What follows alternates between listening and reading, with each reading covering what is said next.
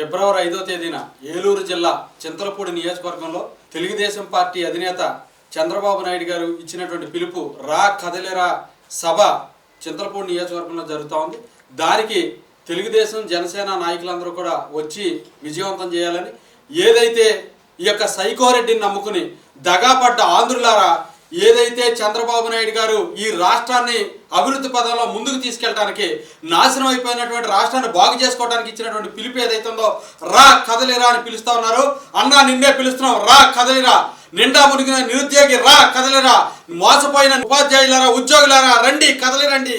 ఎవరైతే కష్టాల కడిలలో ఉన్నారో రైతన్న రా కదలిరా. ఎవరైతే ఈ యొక్క రాష్ట్రంలో అనేకమైనటువంటి హింసలకు గురవుతా ఉన్నారో మహిళలందరూ కూడా రండి కదలిరండి. నా ఎస్సీ, నా బీసీ, నా మైనార్టీ, నా యొక్క సంక్షేమమే మీ సంక్షేమం అని చెప్పేసి అని తన సంక్షేమం చూసుకుని అందరినీ మోసం చేసినటువంటి ఎస్సీ, ఎస్టీ, బీసీ, మైనార్టీ సోదరులారా రండి కదలిరండి.